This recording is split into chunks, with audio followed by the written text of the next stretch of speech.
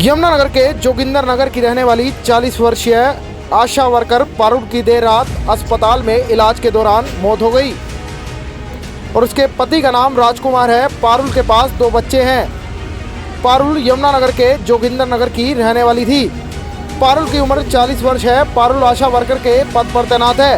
परसों जब यमुनानगर की सभी आशा वर्कर विधानसभा का घेराव करने के लिए मिल्क टोल प्लाजा पर पहुंची तो उसी दौरान पुलिस से धक्का मुक्की के दौरान पारुल बेहोश हो गई, जिसको इलाज के लिए जगाधरी के निजी अस्पताल में भर्ती कराया गया, जहां पर इलाज के दौरान पारुल की देर रात मौत हो गई। उसकी मौत के लिए और आशा वर्कर यूनियन के लोगों ने हरियाणा सरकार को जिम्मेदार ठहराया है। बता दें, पारुल के पास 2 बच्चे हैं और उसका पति ऑटो चलाने का काम करता है। पारुल के मौत का समाचार सुनकर एक अन्य कर्मचारी पारुल के घर पर ही बेहोश हो गई। उसका भी डॉक्टर द्वारा इलाज चल रहा है। जो वर्कर मृतक पारुल के घर पर बेहोश हुई थी, उसका नाम सुदेश है। वह भी पारुल की मौत का समाचार सुनकर दुख प्रकट करने के लिए उनके घर पर पहुंची। इस वर्कर आशा वर्कर को भी इलाज के लिए सिविल अस्पताल ले जाया गया है। वहीं दुख प्रकट करने मौके पर पहुंची राज्य प्रधान सुरेखा का क्या कहना है इस पूरे मामले पर, आइए सुनाते हैं।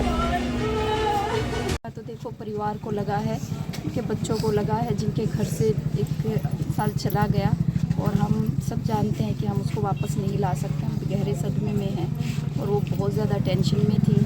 और जिस तरीके से पुलिस ने हमारे साथ बर्ताव किया, घरों पे पहुंची हुई थी पुलिस महिलाओं के और उनको उठा रखा था। ये ज़िले की प्रधान है नीरू जी, इनके भी घर पे पुलिस पहुंची हुई थी। तो इस बात की टेंशन में थे कि क्यों हम महिलाओं के घरों पे जो है पुलिस आ रही है। और वो सुबह अपने जाने की कोशिश कर रही थी तो बैरिकेटिंग थी इधर उधर, उसको काफ़ी परेशानी। उनके हस्बैंड साथ में थे ऑटो में जब वो जा रहे थे और भी वर्कर उनके साथ में थे। तो वहाँ टोल प्लाजा पे वहाँ उनकी तबीयत ख़राब हुई तो उनको वहाँ से कैपिटल हॉस्पिटल में एडमिट करवाया गया। वहाँ पे उनकी डेथ हुई है। मैं अभी डॉक्टर से मिल के आई हूँ जो उनका इलाज कर रहे थे, क्योंकि फ़ाइल नहीं मिली थी जिसमें हमने जान सके कि उनकी डेथ का रीज़न क्या है।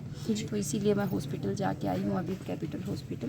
तो वहाँ उन डॉक्टर से मैं मिल के आई हूँ। उनसे हमने पूछा है कि क्या हुआ है, तो उन्होंने कहा कि सीज हो गया हार्ट उसका। कभी कभी कोई ऐसा होता है कि बहुत ही सीवियर मेजर। डॉक्टर भी वहीं थे, वो जब तबीयत ख़राब थी वहाँ पे लेके आए थे, तो वो कुछ नहीं कर सके। तो उसका रीज़न हमने पूछा कि क्या रीज़न था।